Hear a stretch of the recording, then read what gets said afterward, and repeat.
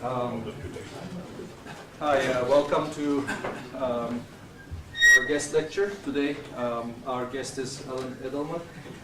He's a professor of applied math at MIT, and he also leads a group at MIT CSAIL Computer Science Artificial Intelligence Lab in applied computing. We met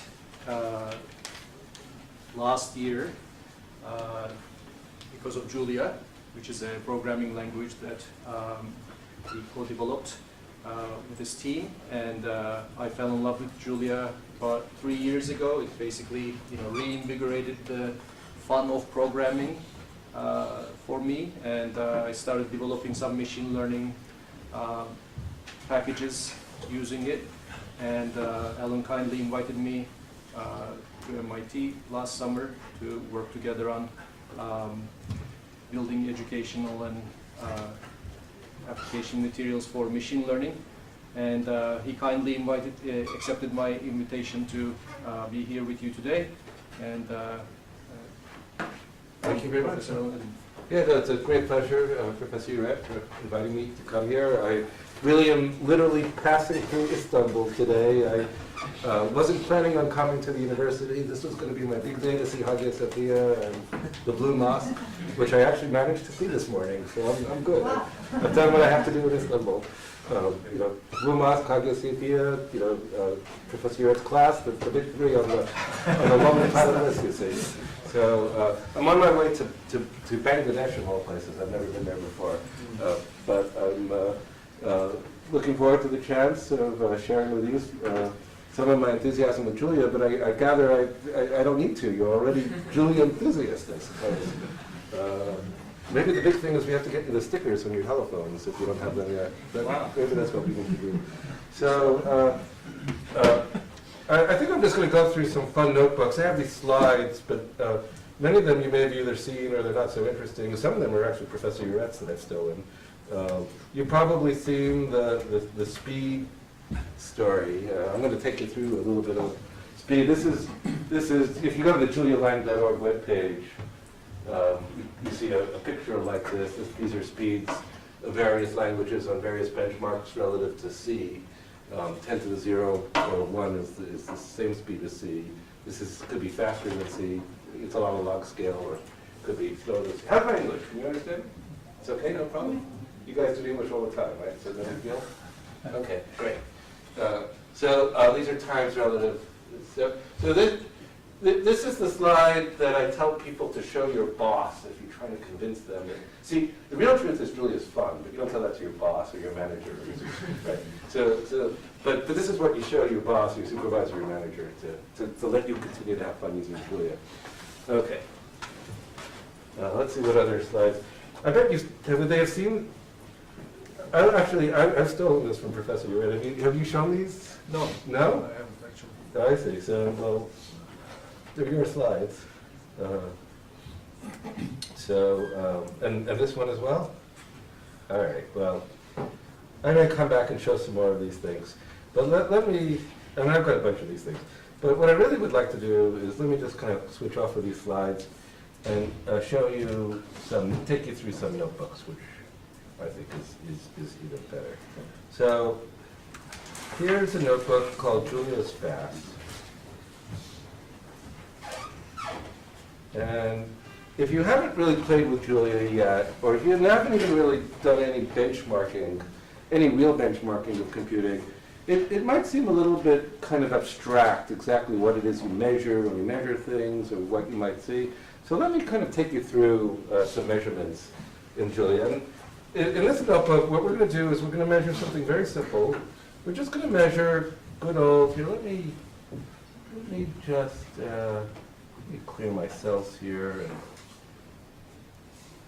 here, all the outputs. Let's restart the kernel so there's nothing up my sleeve. Just give it a fresh start here.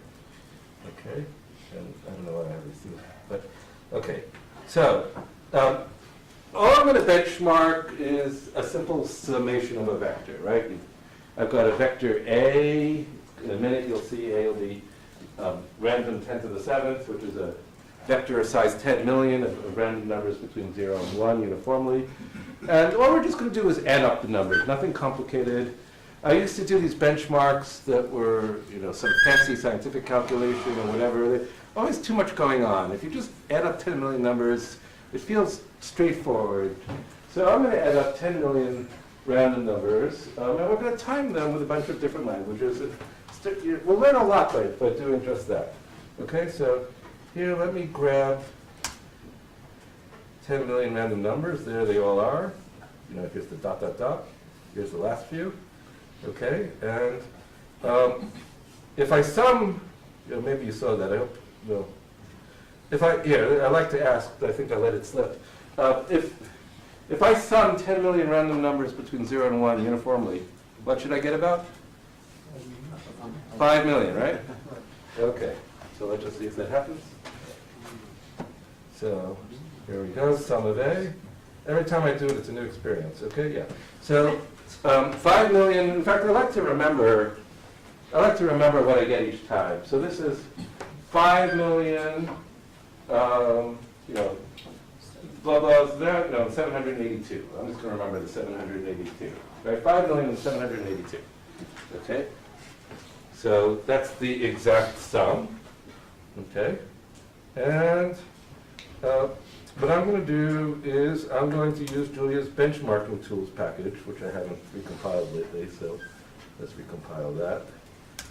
Okay, and the first thing I'm going to do is write here, let's actually take a look at this. I don't know how many of you speak C, but whether you do or don't, it doesn't really matter because it's such a simple program. In Julia, you can write C code. There's the for loop, a very simple loop. And you can compile the C code. And you can run the C code directly from Julia. So let's do that and time it. Okay, so we're going to write some C code. We're going to compile it. And we're going to call the code. So here's the running of the code. First thing we're going to do is check. Do you remember that number, 782? I bet many of you remember it. So the C code gave the same answer to some extent. In Julia, you can check whether it's approximately. So in Julia, we have this approximate symbol. Yeah, hit the wrong button. But you can type \approx, and then you hit the tab key. And you can see that it's true. Okay, you can actually look and see if it's exactly equal by taking the difference. And as you may or may not expect, but there is a bit of a difference, a little bit due to rounding error. And it's not an important thing, but people get curious. So the C code was written to add up the numbers completely from left to right, the most straightforward order. Julia was written to do pairwise summation because my colleague Stephen Johnson, who wrote the code, decided that it was more accurate in more cases if you do the pairwise summation. So, and as you may or may not know, addition is associative. A floating point addition is not associative. It's commutative, but not associative. So you get little round-off errors, and nobody cares. But that's a fact. Okay. In Julia, you can read about it as approx because everybody always wants to know. You could actually change the tolerances, but the point is you're getting the same answer. All right. Well, let's go on. And what I'd like to do is benchmark. So here I'm going to run a few of these things a little bit ahead of time because I want to draw a few pictures. Yeah, let's just get a few of these going. Okay. So Julia has this benchmark package, and what it does is it kind of runs the same function a number of times, sort of just as long as you might be willing to wait. So if you have something short, it runs it more times. If something's longer, it runs fewer times. I don't know how it makes the choice, but it decided to run that sum 558 times. And it gives you the minimum, the median, the mean, the maximum. Very often there's a fairly large maximum. People don't always realize it, but sometimes computers get busy, the operating system does things, and your time could be slower. So you never want to just measure something once. Or even just taking a mean could be okay, but it's a little bit shaky. You really want to measure things a lot of times and sort of get a feel for the distribution of the timings. Much more meaningful than just sort of a single number. So here is the C sum. Here I'm going to basically reproduce the number that's sitting up here. We'll take the shortest time just to keep it a little bit fair. So it took about, on my laptop here, about 8.1 milliseconds. And we'll just sort of store it away. So C is, in the old days I would write it on the whiteboard, but we'll just keep track here. It took C 8.1 milliseconds to get that summation. Okay? We could draw some pictures. Oh, let's change it to Plotly. Is this going to work? I like Plotly when it works.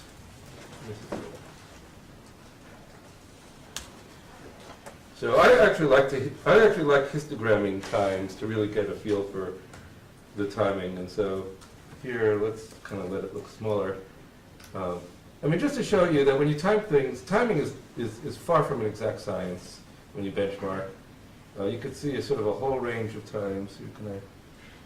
But the lowest, I mean, here's the minimum, but there continues to be a whole range here.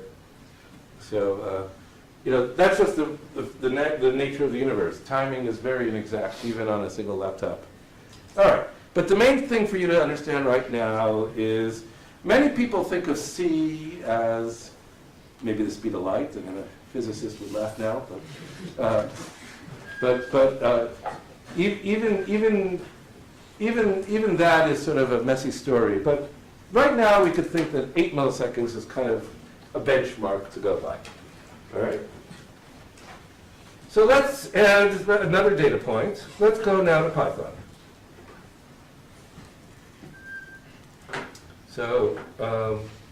So Julia lets you call Python very easily with pycall. Okay, and so with Julia, we're just going to create a PySum function, which basically is going to directly and immediately call Python's built-in sum. Okay, and I've already pre-run this. You saw me do that. And with Python, again, we get to 782, so we feel good about the accuracy. And we check that it's accurate. And here's the time we got, 67 milliseconds. So here, let's just put up the story. So we've got two benchmarks now, two horses have come in.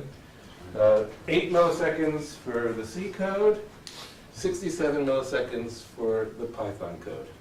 So, of course, the funny thing is that I don't know, do any of you sort of program in Python? I mean, many of you, most of you are Python programmers. So you probably know that Python is really a very small shell of, thin facade to C, right? So when I'm calling Python's built-in sum, I'm actually really calling C code. Why? It's not, I mean, people think, oh, I'm timing Python. But all you're doing is timing C code, but you're timing C code that doesn't know what you're doing. It doesn't know that you're adding floating point numbers. And so every time it finds a new floating point number, it scratches its head and says, what am I? And before it's done, it's 67 milliseconds, you see. I've got to tell this story. I mean, I wrote a graph proposal that was rejected, okay, and about machine learning in Julia. I was furious, I've had lots of proposals rejected.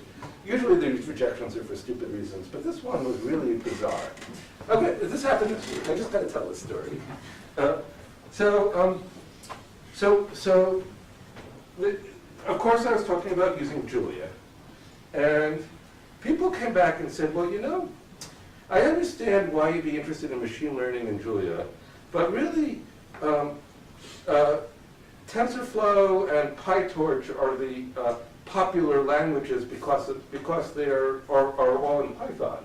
And Python is the most popular language. If you actually go and look at these things, they're like, at best, 20% Python. They're all written in C++.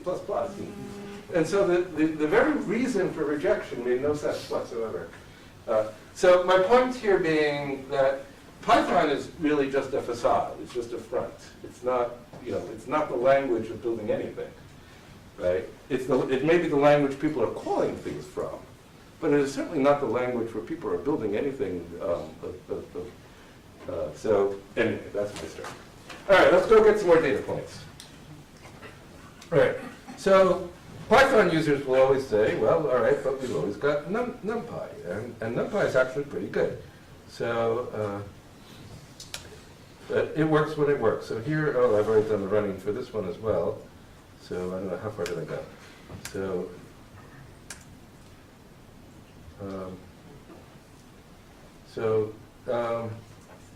wait, see, something's missing. What am I missing? Where did my hand Python go? Did I not execute the? Maybe not. Something's missing. There we go. How did it get lost? Anyway, it doesn't matter. Here it should all be. Okay. Here's the 3 data points now. Okay, so look at that. Python NumPy was actually better than the speed of light. Twice as, 4 milliseconds as opposed to 8 milliseconds. And of course, I mean, this is about as good as it gets, really. And what's going on here is another sort of artifact of performance, which is that these days, even when you're running on one processor, when just a single processor, single thread computing, computers still have parallelism. There's all kinds of parallelism in computers. It's not like the old days where you just buy a machine with 100 processors or even 4 cores, and that was your parallelism. Now the parallelism is many, many different levels. One of the levels of parallelism is what's now called SIMD. SIMD used to mean something sort of different in the old days. But what's now called SIMD is that you can do a certain amount, you can actually parallelize over the additions on a single processor, on a single thread. So you can do 4 additions at once on a single processor. Or in this case, it's probably doing twice as many as this one on my machine right now. And so that's why you're getting the factor of 2. The truth is, you could get that same factor out of C if if I compiled it with the fast math option. Maybe some of you know about the fast math option. But because the fast math option gives C permission to reorder the calculation. So the diehard purists who say that if you tell a computer to add in a certain order, it must be in that order, they won't let you do it unless you give the explicit permission, you see. So that's where that factor of 2 comes from. All right. So anyway, we've got 3 data points. We haven't even done Julia yet, but let's keep going. This is C, Python, and Python. But let's do handwritten Python now. I think pretty soon you're going to see why nobody actually writes Python by hand for anything useful. So this is pure Python. But it is fun to see that in Julia you could actually write the codes in all these languages, write it and run it from Julia. You don't have to go outside of Julia if you don't want to. So here's the handwritten. This is the hand Python where you just write the Python loop, and it's running the benchmark right now. Maybe while it's running the benchmark, this is going to be the slowest benchmark, so we're going to have to wait the most. There it is. Okay, 1.3 seconds, right? This is certainly the longest amount of time. What was something? I was going to say something else interesting about writing Python. Well, anyway, let's see what the timing is.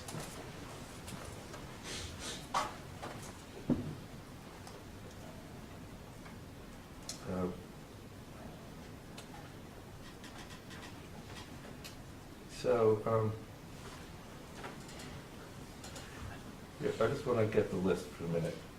Okay. So the handwritten Python, this is going to be the other extreme end. You could see in a milliseconds, this was 1300, 1.3 seconds to do the handwritten Python. Okay, and so that really is as slow as it's going to get. One thing I did want to point out in Julia, which is kind of nice to see, is that if you in Julia want to see how Julia does the sum, you can type at which, and Julia will basically bring you to the code. I don't know if you've seen this sort of in Professor Ear's class, if you've seen that you can do this sort of thing. So maybe just a simple point about Julia. So we make a big deal about the fact that Julia solves the 2-language problem. I don't know, have you spoken about that in class? Oh, good. So then I get to tell you. Yeah, so Julia, we talk about the fact that Julia solves the 2-language problem. So there are some languages that are closed source. So for a long time, MATLAB was very popular back in on the engineering side. It's losing it now, but I don't know. Do people do MATLAB here at all? Or still? It's kind of losing its charm. People are kind of starting to look more and more like that old thing. But MATLAB is closed source. You can't see what's inside there, period. Okay? Python is open source. You could see it, but as I said, you open it up, and the first thing you do is see. You don't see Python, you see C. And while that's open, it's only semi-open, because if you don't speak C, well, then that's, I'm afraid for me, all the books in Turkish could be wide open. It doesn't mean much to me. I wish it did, but that's kind of the feeling that that one has when you open up Python and you see C. Even if you do speak C, you don't even want to read it anyway. So it's open, but kind of opaque, if you wish. Julia is literally, you click, you go there, it's still Julia, you read it, you can see it. I mean, of course, we have libraries in other languages, but Julia, Julia is basically Julia all the way down. So that seems to be something that people really like. All right. So where were we in our little horse race? Okay. So in our horse race, we've got 4 data points now. NumPy is the fastest. It was completely handwritten to do so. The C code's within a factor of 2. It could have been as fast if we compiled it differently. As I've mentioned, every one of these are C codes. This is actually, despite how it looks, it's C versus C versus C versus C. It's just a question of which C versus which C and how it's done. All right, now we get to sort of play with Julia, if I may. Let's move on and play with Julia. So as I pointed out, Julia is different. Julia is written in Julia. It's Julia all the way down, so we have LLVM at the bottom. But Julia is not written in C. We built Julia because back in the day, everybody kept saying that you could have compiled languages or interpreted languages. Compiled languages are fast, but they're harder to write. Interpreted languages are much more fun for the human, but in the end, they have to execute slowly. People thought that this was a law of nature, that you could have one or the other, that it could be dynamic or, it could be dynamic, but it had to be, or it could be fast, right? I mean, many of my very clever colleagues insisted that this was the only thing, this is the way the world is. And so we built Julia to say that was nonsense. Maybe all the languages to date had that property, but we were going to show the world that you can have a language that is dynamic and fast. And we were going to put to rest this crazy notion, changing the world, we had hoped, that your language can't be both dynamic and fast. So here we go. Here we're going to take the sum of those very same numbers. We're going to benchmark it in using Julia's built-in, and while I'm at it, we'll also do Julia's handwritten. And let's see what happens. Okay, so Julia's built-in, we've got the timings here, turned out to be, oh, there we go, the same as NumPy, but this time written all in Julia. Okay, so Julia's built-in is even slightly faster than NumPy. Okay, and as I said, you could go and follow the path of what the code is doing, and you can see that we're getting the speed all in Julia. Okay. Here's handwritten Julia. So the loop is going left to right, just like in the original Python code. And you can see that we're getting that factor of 2, pretty much what you. So here's the story. Let me kind of get to sort of the full punchline here. Here's the story. Here it is in sort of resorted into numerical order.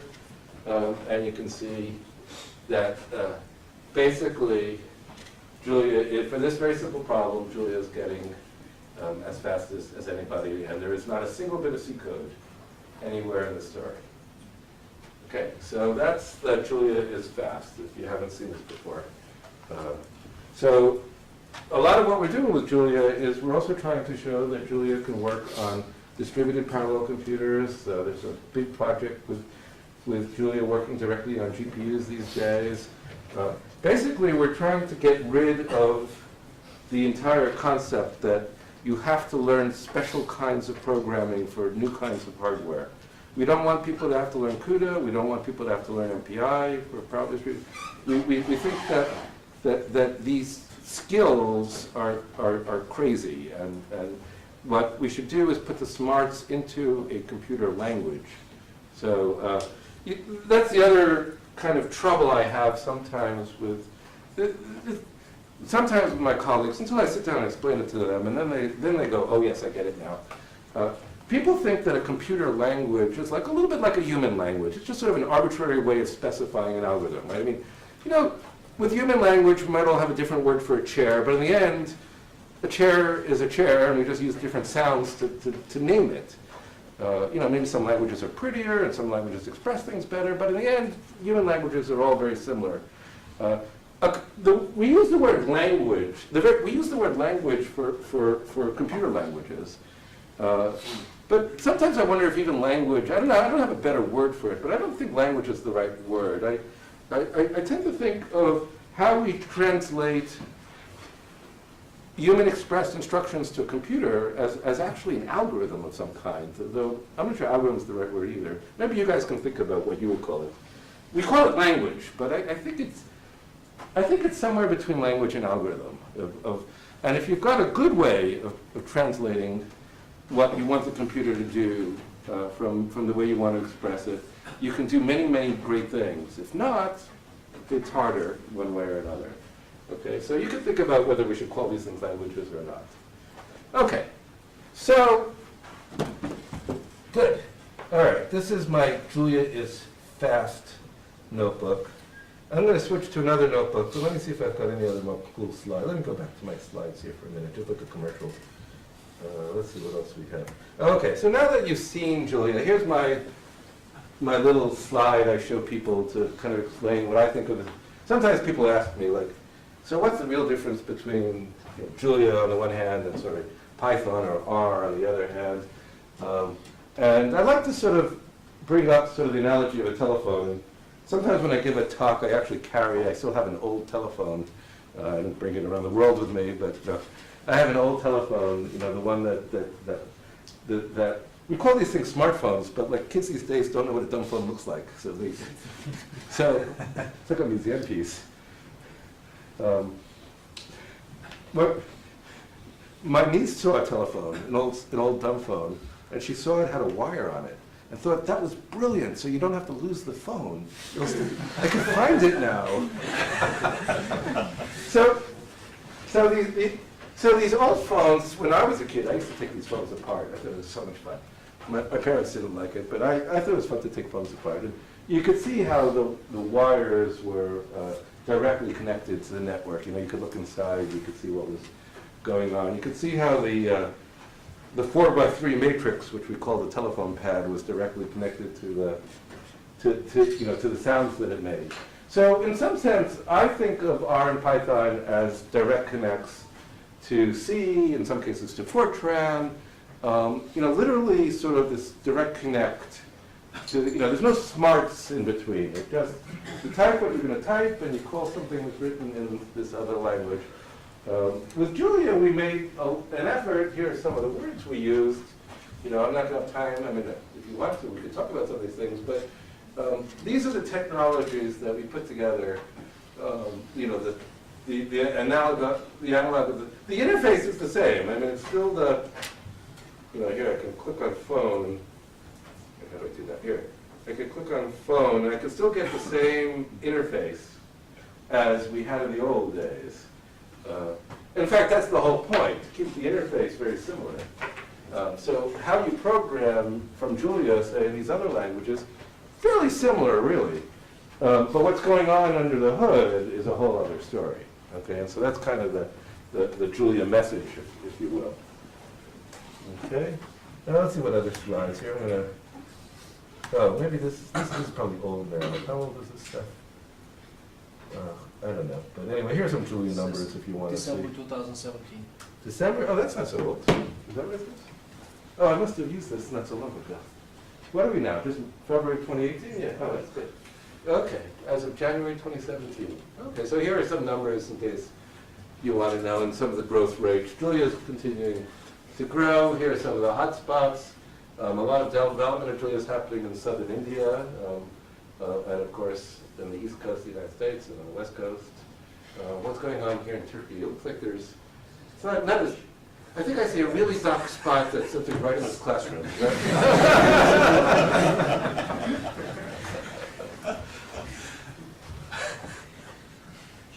Oh, the other big things that I want to tell you about is this is kind of fun. The Petaflop Club. So we've had this Celeste project. Again, you probably haven't had a chance to. No. So this is something we're talking about. So you know, people measure computer speeds in flops, right? Floating point operations. So a megaflop is a million pluses and times a second, right? That's a megaflop. You know, a gigaflop is a billion, 1,000 times more. Then after that comes a teraflop, which is 1,000 billion. Okay, and then after that is one more factor of 1,000. A million billion would be a petaflop, which is what most of the world's fastest computers are running at. I mean, the world's starting to talk about exaflops now, which is yet another factor of 1,000. So it's never been before the case that a dynamic language has run at a petaflop. So people usually get petaflop applications by writing Fortran or C with MPI. Yeah. So to be able to do it in a high-level language is kind of been a breakthrough. But we did it with, it's really kind of a machine learning project after all, and it's sort of more of a statistical project maybe, called Celeste. It was a project to map the skies. Apparently, I hadn't realized this, but astronomers point telescopes at the skies. That I've always known. But you get all this data, and they're not consistent. So it's like you have a star over here, and another telescope says the star is not quite in the same place. And so statisticians sort of have a way of deciding, you know, how much of this one to believe and how much of this one to believe, and it becomes a whole statistical machine learning problem. It was quite big. And this Celeste project, using one of the world's top supercomputers, I think it was the fifth largest in the world, did it, and we got the petaflop out of it. Okay, so that was a fun story. We won a little bit of an award. We were very proud. All right, let's go back now to my second notebook. Enough commercials. Any questions, by the way, at all? Feel free to ask. You know, at MIT, I don't know what the habits are here in Turkey, but at MIT, my students are not shy to stop me and ask questions. So, you know, you shouldn't be either, yeah? And why do you think C is slower than in Python built-in? Well, again, it's always C versus C, but so it was really a detail, right? In what we saw. I can go back to the notebook, but it was in the end. Let's just bring this up. If you're asking me the question, why did we lose that factor of 2 here? Yes. Yeah, why did we lose this factor of 2 over here? It was really a detail. It was what I was saying before about this thing called SIMD, that it was a question of whether we gave the compiler permission to run the summation in parallel or not. Okay, it was a very small detail, and yet people do tend to overinterpret that detail. Okay, but you can get that extra factor of 2 just by turning on the right switch. Okay. Let me move on to, I have another little notebook that I have fun telling people about. And that is, where is this notebook? This one, my AutoDiff notebook, which, I just want to clear it. I want to restart the kernel. All right. So, I want to talk a little bit about automatic differentiation because it's become such a popular topic in machine learning. It used to be a big popular topic in differential equations, but nobody cares about differential equations anymore, but people really care about machine learning these days. So I have to be honest. Here, let me put up this I'm just going to put up this little chart. I used to go to conferences, and I used to listen to people talking about automatic differentiation, and I really couldn't care less. I just thought it was a boring topic. I mean, I'm telling you the truth here. I always figured that, like, if I had to do it, I could figure it out. I mean, I wasn't sure what it was, but I figured it was the computer doing the calculus that I learned when I learned calculus. You know, like, you would memorize these tables of derivatives and integrals and, you know, just do something sort of symbolic, and you know, I don't know, I was good at calculus. I'm sure I could teach a computer to do it, I figured. I mean, you know, I bet you guys were good at calculus. I bet you guys think you could teach a computer to do it. I mean, I just didn't think it was that big a deal. I was happy for other people to do it, but I didn't see what was interesting about it.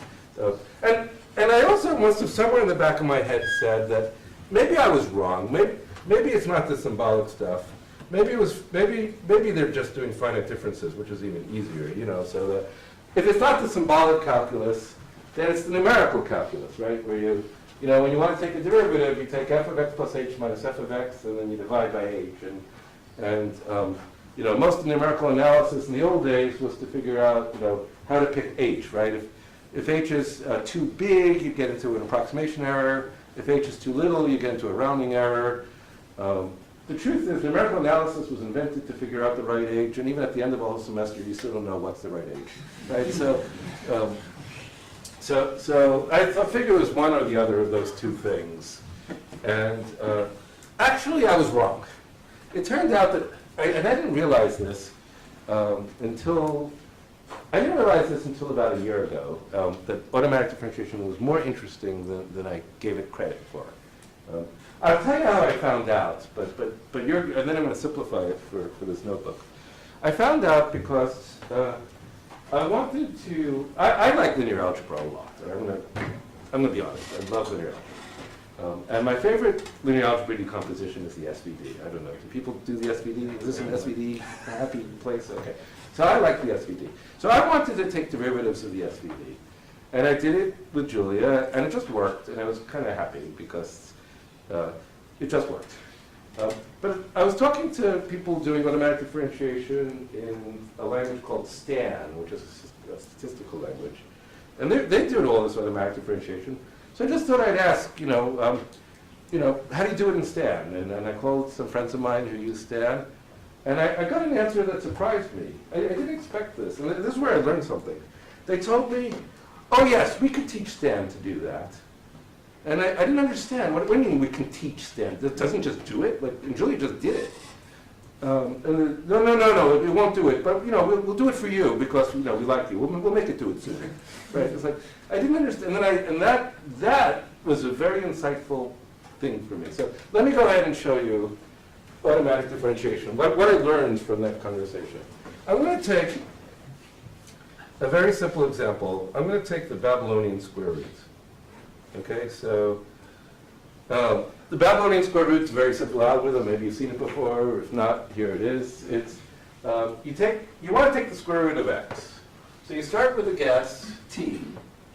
Okay, and then you look at x over t. You know, and maybe t is too small, x over t is probably too large. It'll be on the other side. Take the average of the two and repeat. Right? So it's equivalent to Newton's method for the square root. It's completely equivalent to a method that I learned as a kid, and I bet you nobody else did.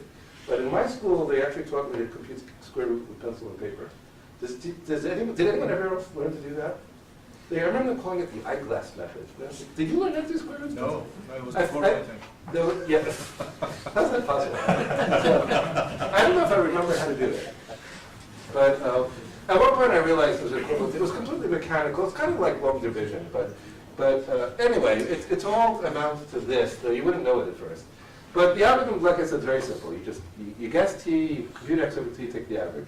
Here it is written in Julia. I just kind of started off with t equals 1, and I took the first step just to show you what it looked like. And then I'll go, by default, I'll go up to 10 steps. This could really be written in any language. You know, just compute this till the end. All right. So here's the Babylonian algorithm for computing the square root. Okay. We're going to magically get the derivative of this algorithm with almost like without trying. All right. So let's first of all check that this thing actually works. So did I not execute this code? Now we do it. Okay, so here I am computing the square root of pi with the Babylonian algorithm. Here I am using Julia's built-in square root, and you see that we get the same answer. Same job with the square root of 2, and we should already have plot working, right? So I'm going to have to see if this just worked. I'll get the plots going. Have you shown people all the things you can do with Julia's Unicode? No, actually. Oh, that's the best of all. Yeah. All right, let's just do this just as a, while we're waiting anyway. So, so Julia lets you use Unicode. This is also a commercial, but this is like the most fun. So in Julia, you can type alpha plus tab, and you get alpha, and you can assign a variable like alpha equals 4. All right, you could, right, and then of course you can do whatever you want with alpha. You could go alpha squared plus 5. So I remember when I first learned to code, and I saw people writing things out like ALPHA, right? The word alpha spelled out. I never write an English letter spelled out. Like I wouldn't know how to spell the letter T. What is it? T-E? I wouldn't know how to do it. But the Greek letter ALPHA, computer codes are filled with ALPHA and BETA, and it made me think that computing was different from math. I don't know, it was psychological, but you see these software written out with things, and math doesn't write, math usually uses one letter. You don't even use words for things, for better or for worse. It just made it look different. And the great thing with Unicode nowadays is you don't have to, you can bring the math and the software a lot closer together. So it's actually quite possible to, you can take, I do this all the time. You can go,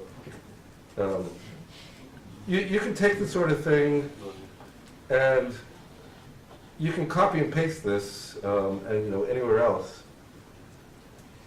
I actually sometimes, I don't know what it's doing, but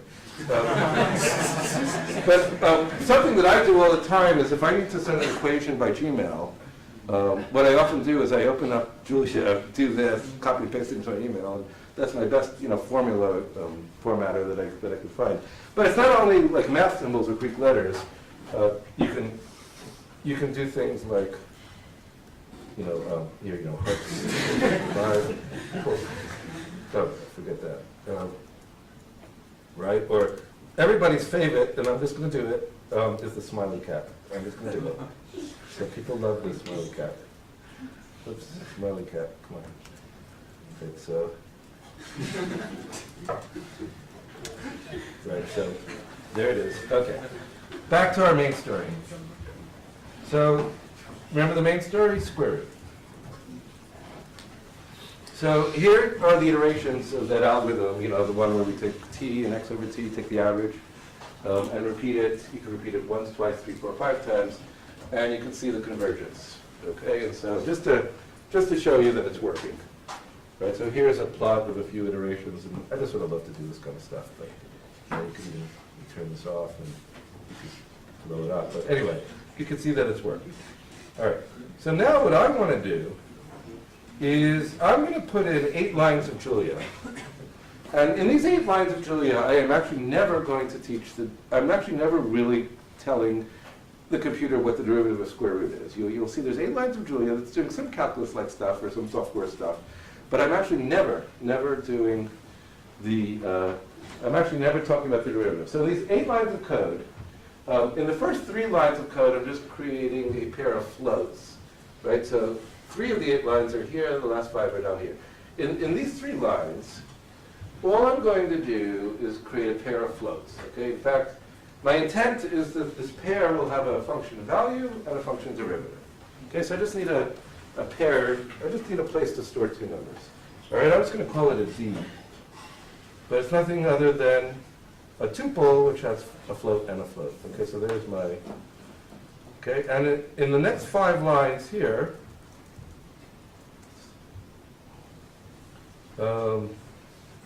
this was something I was playing with at one point. They can kill this.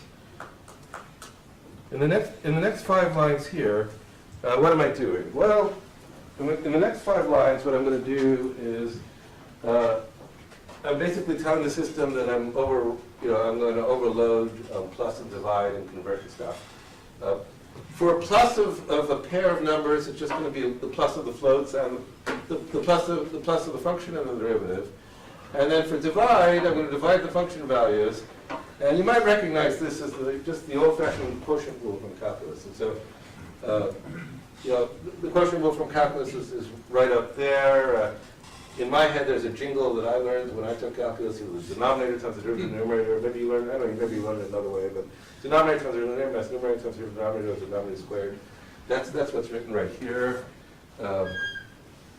If you have just a number and you want to turn it into a function derivative pair, we're just going to put the 0, okay? And then we promote things so that they can work, numbers can work together with pairs. So just a little bit of software. But the key thing here in these 8 lines is that there is no derivative whatsoever of the square root of being defined. The quotient rule is there, but the derivative is not.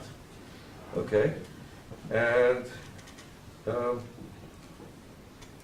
okay, and so I don't need to see this. I was showing something. Right? But here, let's take, oops. Oh, did I need that? Did I just, I may have, no, I don't need that. Yeah, okay, I don't need any of this stuff. Okay, so here, anyway, just to show you, I'm running it, I could have tried any number, you could tell me which number you like, but I looked at 49, and I ran this Babylonian program on this D number type, okay, and notice I've got the square root of 49, which is 7, and here I used Julia just to test my answer. You all know the derivative of square root, the formula is 1/2 over the square root. So we evaluate that at 49, and we get 1/14, I guess, is the number here, and just checking it with Julia. So you're supposed to think this is magic. Like, how did we get this formula? How did we get 1/2 over square root of x without typing it? In fact, all we did was we started with a program for the square root. Right? We wrote a little Babylonian program. It took 10 steps in simple iteration, and yet it's getting the derivative. We didn't do any finite differences. There's no symbolic. It's all, you're supposed to think pure magic, right? It must have slipped it in there while you weren't looking. Right? How did I possibly get the derivative in there? The only code for Babylonian, I'm repeating myself, I know, but I really want to emphasize this. This is the only function we've written, Babylonian. Okay? And then the only other thing we've done, besides playing with the smiley cat, is write these 8 lines of code. These 3 and these 5. Okay? And yet somehow, we've got, I could take, here, let's take x as 100, just to take another, we can take anything we want. Okay? And we actually get the right answer. Is there a question? Happy to explain. So, any question? Is there a question over here somewhere? No? Yeah? Why is this working is the question everybody's wondering. Well, that question you're going to find out, but not for about 5 more minutes. I like to keep the mystery going as long as the audience could take it.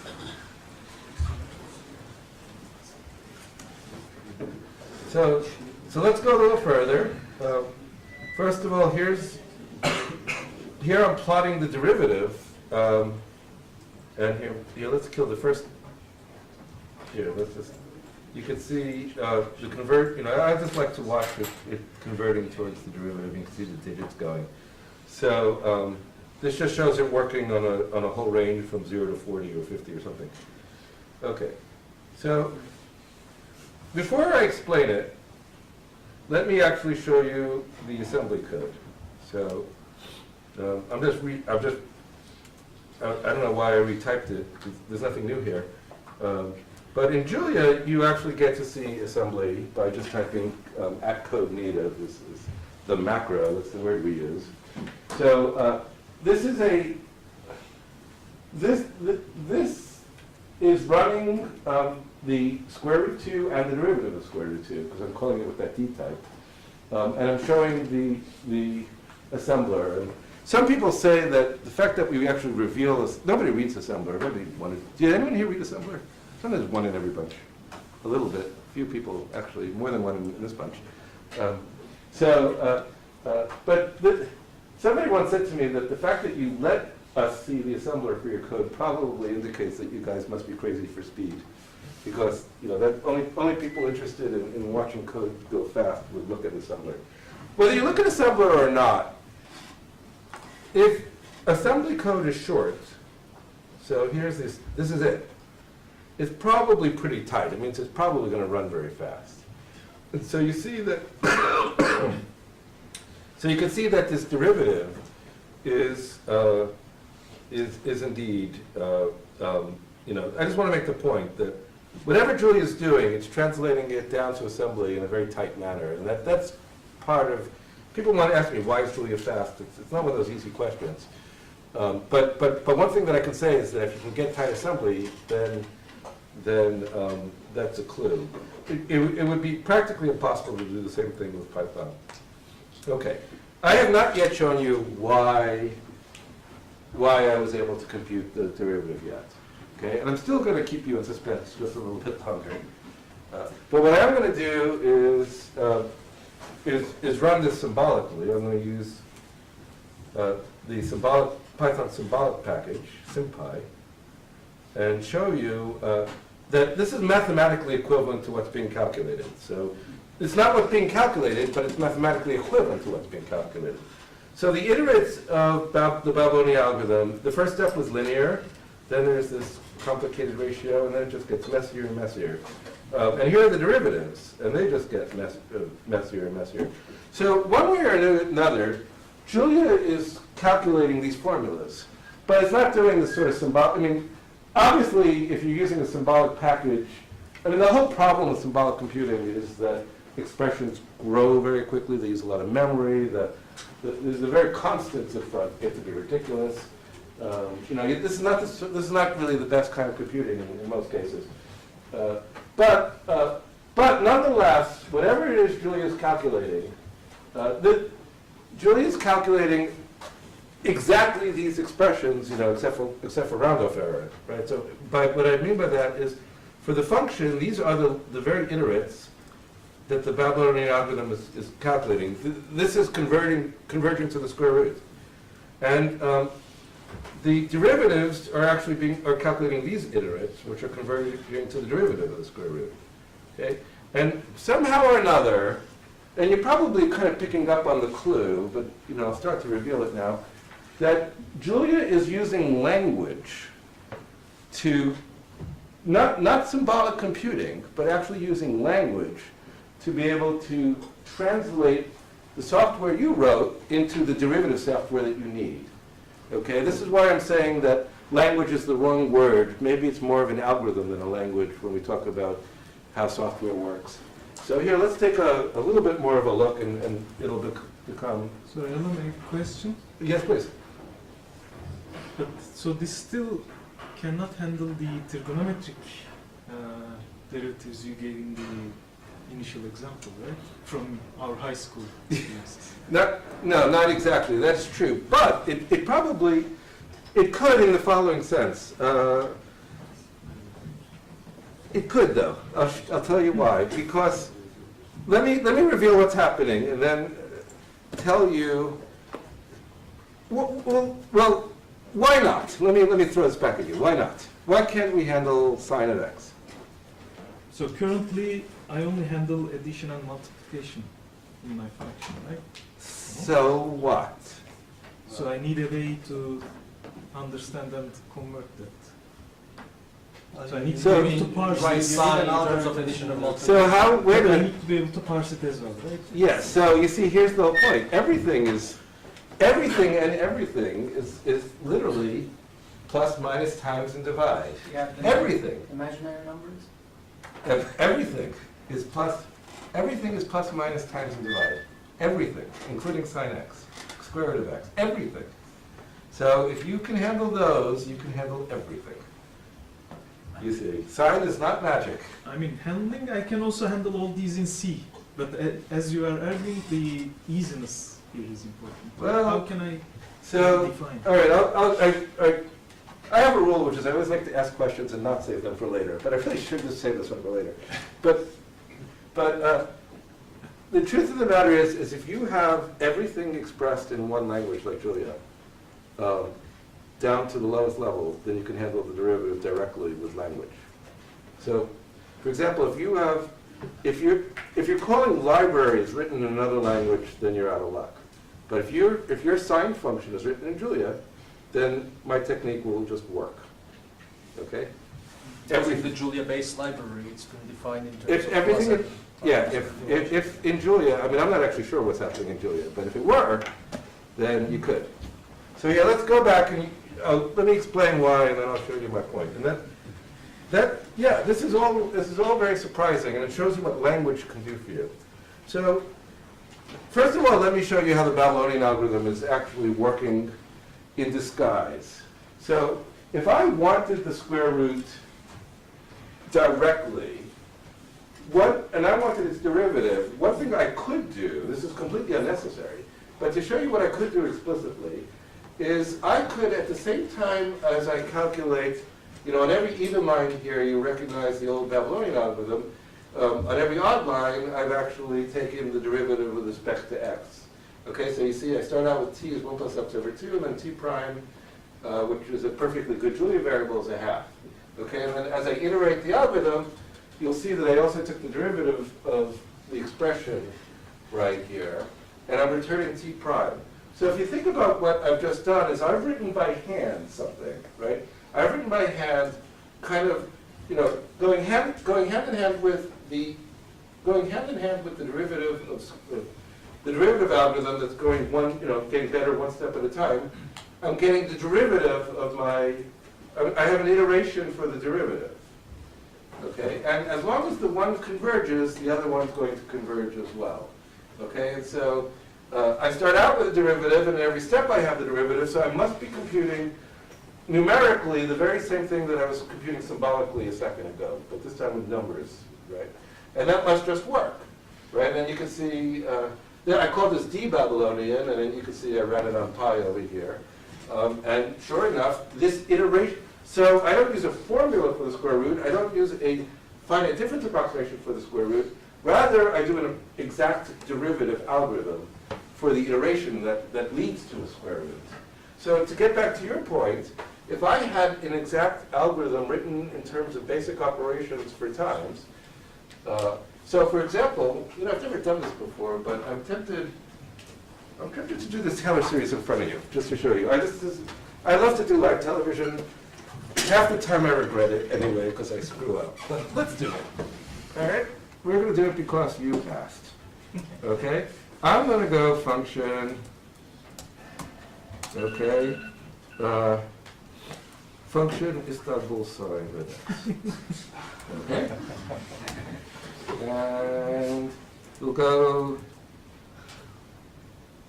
let's see. How do I do this? Let's just use the Taylor series. Not a great way to do it, but whatever. How about for I equals 1, 2, is this going to be good enough? 10? Let's go, here, let's go t equals, should we start at 0? Why not? Oh gosh, t plus equals, how does this go here? I need to cheat. Somebody help me. Right, it's x minus x cubed over 3 factorial, right? Plus x to the 5th over 5 factorial. Is that how it goes? All right. This is like the world's worst sign function. So t plus equals, t plus equals, t minus equals? Is that what it, minus 1, this is really like the worst way to do this. Minus 1 to the I, minus x to the I, over, I don't even know if I could do this. Let's go product of 1 through I. All right, I don't know. Anyone think I've got this right? All right, so here, let's go. Sine of 0.1 is that, and let's also look at now the sine of, okay. All right, did I do this slightly wrong? Was it pretty close? Did I need more? Just go a little further? No? Did I screw up? No, what have I done? I should, XVI over, what did I do wrong? Come on, you guys are smart, help me. Sign is wrong. What? Sign is wrong. I like that. Plus minus? What? Is it plus? No. And you start with x, I guess? No, it definitely alternates. Wait. X minus, x cubed over 3 plus x. Should be minus. So then, if it alternates, you want -1 to Yeah, it's not minus alternating. 1. Something. Sorry? It's not alternating. It's not It alternating? should be because I is going 1, 3, 5, so it's always odd. You need So a minus minus 1 to the something. power. Oh, thank you. Yes, of course. Right. No, I minus. Yes, you are right. I minus 1. Yes, that's good. How do I fix that? That's the For point. even i's, you need a minus 1, right? Yeah, so exactly right. How about we do it this way then? What if I go? All right. Thank you. See, this is why I don't do this in front of people. All right. So what if I go 2 times I minus 1, and I do this 2 times, and then I'll get the I to. Okay, and then And some then sort of minus -1 one to to the something, yeah. to the I maybe, and I don't know. How close am I now? I just want to get the derivative. Okay, so let's see what we just did. Minus 16. What, you don't need that minus in front of x.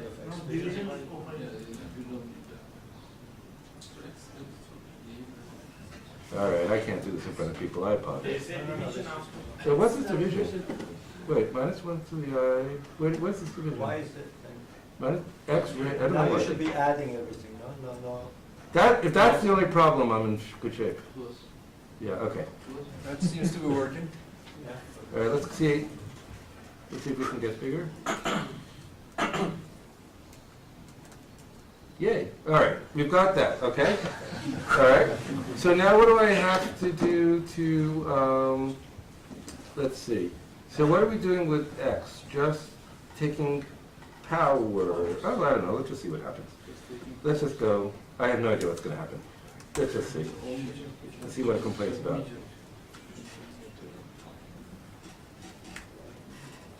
D of,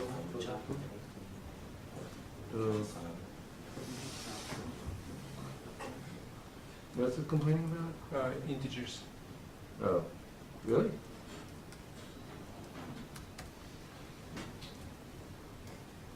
The power function recognizes multiplication. That Might be maybe, maybe converted not. inside, yeah. Wait a minute, Istanbul. Time is not defined. Yeah, all right, so, but that's the easy one. Okay, good, so let's fix that. I was gonna fix it later anyway. Yeah, so here's minus and times.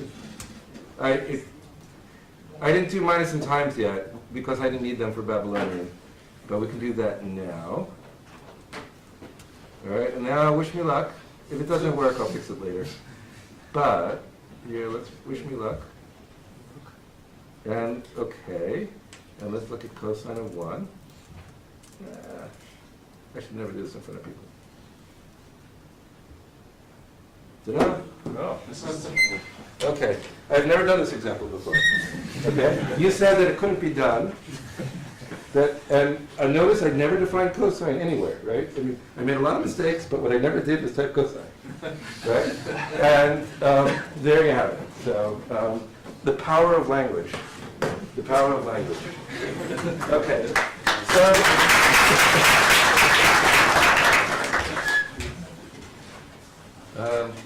You want to see a little bit more? What time are we going to? 45. 45, all right. 10 minutes. That's just the right amount of time. Okay. So, yeah. So, of course I could have differentiated this, but I would have taken 15 more minutes just making mistakes. And, oh, and by the way, this is actually a good example. Thank you. Somebody correctly asked, I heard it while I was, in the middle of debugging there. What about the power? We defined it for times, but not about power. Julia is kind of interesting in the way it defines integer powers. It actually defines it in terms of multiplies. So, for example, if you redefine multiply to be add, then if you take something to the 10th power, it'll actually multiply it by 10. Right? In other words, it doesn't hardwire powers to be what you think it should be. It basically soft wires it in front of multiply, and so that if you change multiply, you change power. And that's why I didn't have to define any power rules, because the multiply rule just works for this sort of thing. People don't realize the power of abstraction, because in most cases, most people work in a certain manner. You're trying to get a single job done in a certain context in their minds. Again, maybe your supervisor needs a job, your manager, whatever, needs you to get something done yesterday, and you're going to get that thing done. And you might have a good imagination, you might imagine a wider context where it could work, but in the end, you're just going to get that thing done. I mean, let's be honest, we're all human and we have jobs to do, yeah? Did it work for the Julia sign function directly? This, Probably not. I have a bad feeling the sign function is not written in Julia. And therein lies the issue. And this is what happened with the SVD. So if you want to, I don't think so. We can check. No, it actually errored saying sign is not defined for the D type. Yeah, and that's what I would have expected. So for this to work, Yeah. it has to be like a generic. Yeah, so it has to be written in Julia. And so if we actually look at what sign is, we can actually look and see what it's doing. And we could try anyway. Of course, then you have to start finding your way through all this. Yeah, I'm not going to do it in front of you. But I'm pretty sure it's calling some library code. And so this is what is meant by generic code. If we have code written in Julia, all the way down, then the language will work. If your language, you see, this is one of those things that you just don't realize as a consequence. Like in Python and in MATLAB, everything is written in another language. It's like, I don't care what language it's in, just give me the sign, right? That's fine if all you ever want a sign. But what if you want to start doing things with your sign, like differentiating it and whatnot? Well, now you start to care that everything's written in your language, because you want your language to work for you. You don't want just that sign that you thought you wanted, right? You want more from your language now, you see. And that's where Julia shines. When having a language sort of all the way down, you can then start doing these kinds of things. Okay. So it's not just give me the function anymore, it's give me more about that function. Work with my function in ways that I never even knew I wanted. I can just show you a little bit more about, in the last few minutes, about the way this forward diff stuff works. So what I just call D, a lot of people are use this epsilon notation for to do what amounts to the same thing. It's called dual numbers, and it goes back to mathematics from the 19th century. So all the rules of calculus, the plus, minus, and the four rules that I cared about, the sum, the difference, the quotient, and the product rules, can all be written the way physicists do with these epsilons. And you could write O of epsilon squared, or just say epsilon squared is 0, which is amounts to the same thing. And so if you add or subtract these numbers, well, then there's nothing's even set to 0. This is just simple addition. If you multiply, you see the epsilon squared term is set to 0. If you divide, you see here's the quotient rule, and again, anything of epsilon squared or higher is set to 0. And we can just sort of do this all numerically with Julia, just by basically changing the way these numbers are displayed. And so here we can, that's something bad. we can do this. I already executed this one. So now, what I was calling before as 1, 0, we can just write as 1, okay? And so d of 0, 1 squared now would be like, this is like the epsilon squared is 0. D of 2, 1 squared is epsilon. In fact, here, let's say epsilon is d of 0, 1. And so epsilon times epsilon is 0. In fact, it's really a number system. Many people are used to 1 over 1 plus epsilon referring to this infinite power series, right? This geometric progression you learned in high school, 1 minus epsilon plus epsilon squared. It gets cut off automatically at 0, right? So you just get the 1 minus epsilon and it disappears. And so people think of this as a number system. Like when you learned imaginary numbers, you learned to put this I in there, right? You got A plus BI. And it wasn't that hard to manipulate. You just, you knew how to add, subtract, whatever. And every time you saw I squared, you just put -1 and everything seemed okay, right? Despite the scary word imaginary, you just put I squared as -1 and it didn't seem like that complicated.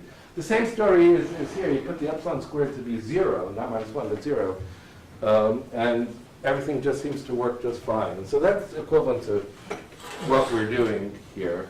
And here's what I was showing you is even though we never defined powers, it just works. Of course, it doesn't work for negative powers, but it works fine for integer powers. This didn't work, but if I did this, then this still doesn't work. That's too bad. All right, never mind that. Here's my last example. Here's the generalization of the Babylonian algorithm to nth roots. So just a very simple algorithm, and here you can see that we could take the cube root of 2, for example, and then here we can get the derivative, and you can check that it's all the right things. Okay, so that's kind of the end. Of course, Julia does all this automatically with packages. You could just use the forward diff, and everything just works. Okay, so I'll kind of sum up with this message.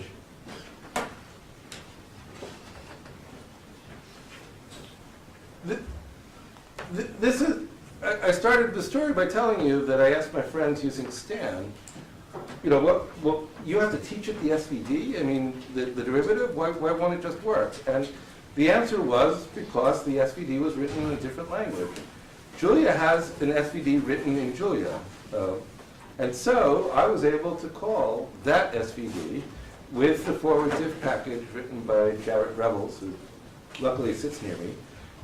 And it just worked because all the operations were written completely in terms of plus, minus, times, and divide. And I was able to check the answer numerically. It was all correct. And of course, this is what people need to do when they're doing machine learning these days because they need these derivatives. This is the forward mode. I'm not talking about the backward mode, but one way or another, you need to calculate gradients. You want the computer to do it for you, and you don't want to do symbolic or finite differences. All right. Well, I think I'll stop right there and keep enjoying using Julia. I want to hear good stories about Julia from here. So thank you very much.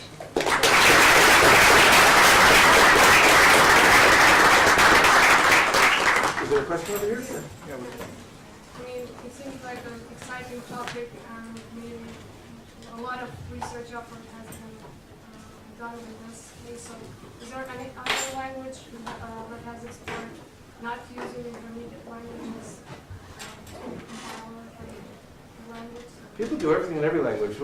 What are they exploring? A lot of other languages doing what? I mean, is Julia the first one to do direct interpretation to the compiler, or are there other languages as well?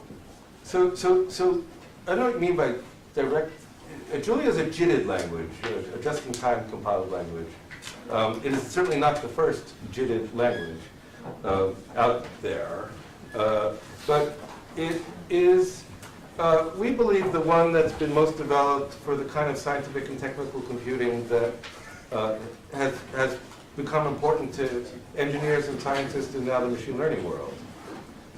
Of course, there are other languages out there, but you can talk to Professor Uret here. You'll see that if you look at other languages like TensorFlow and PyTorch and other machine learning languages, it's a major piece of spaghetti thrown together in ways that, you know, you can only get done if you have masses of people just banging away on things and not determined to be pretty about it. But, you know, but there are other languages doing things. And Julia Angel, some use Simbi, right?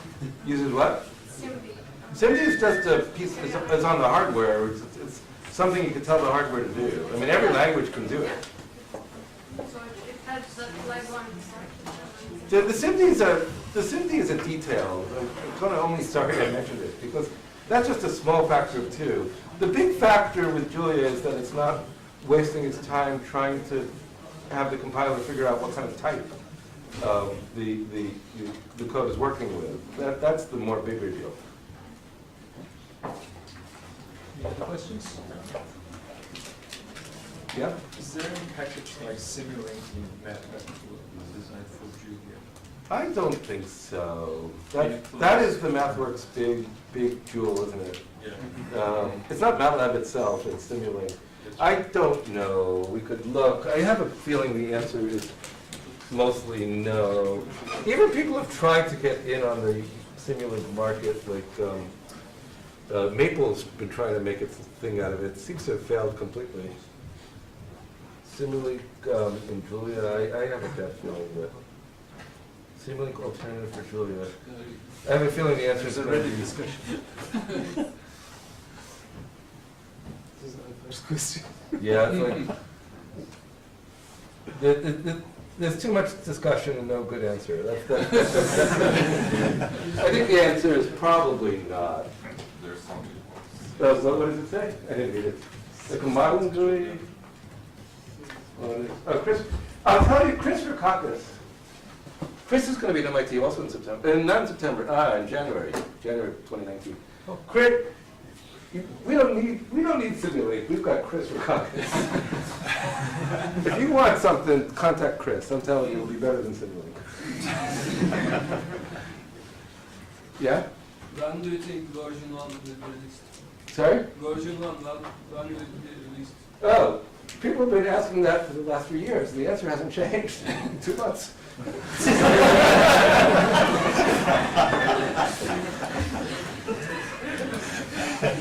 Actually, this time I think it might be true. Maybe. People are discussing, people are slow to do 1.0 because they really want this to be right.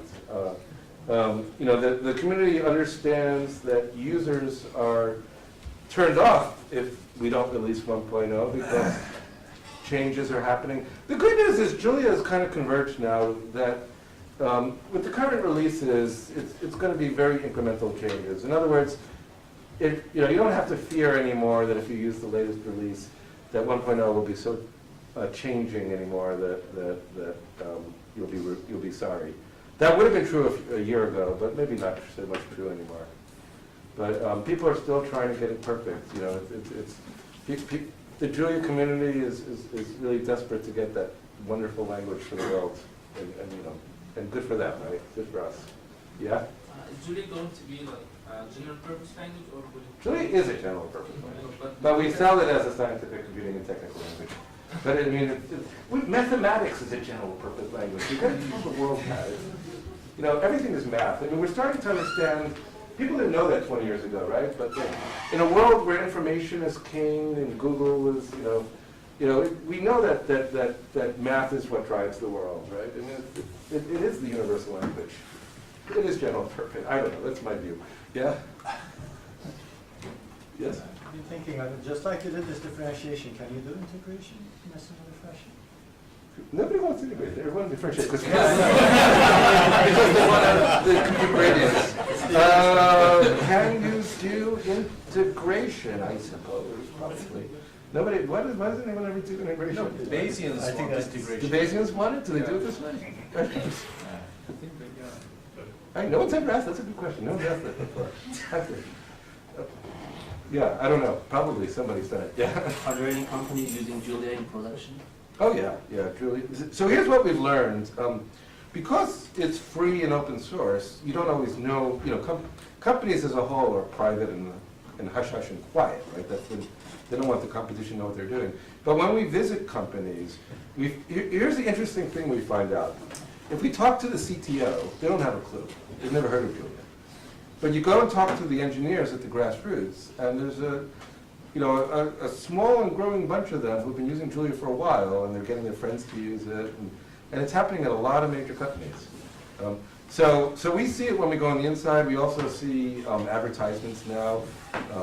A lot of, interestingly enough, the financial institutions, the banks are actually hiring Julia programmers. So we see it in the advertisements. So, I mean, the big elephant in the room is still Python, there's no question. But Julia is, Julia is sort of one of these against all odds stories. Like, every year I hear how a kind of resistance to a new language, but every year it's like a different resistance. Like, when I first started doing Julia, it was like, why would anyone ever do that? Right? That's what my colleagues would say. It's like, fine, don't. Best research is the one where your colleagues say, why would anyone ever do that? So, so if you're actually doing what everybody says you should do, you're probably not doing the best research. So, or at the very least, this is, if you want to change the world, you should, But anyway, and then people would hear about Julia, but they would still say, I'm just going to keep using MATLAB. All right, well, now MATLAB is starting to die out a little bit. But all right, but now all I want everyone to use is Python. It's like, so you just sort of, every year I listen to these stories, and we just keep doing what we're doing. I remember when Python was like, who wants to use Python? So, languages actually have a kind of scale of their own, usually about 10 years.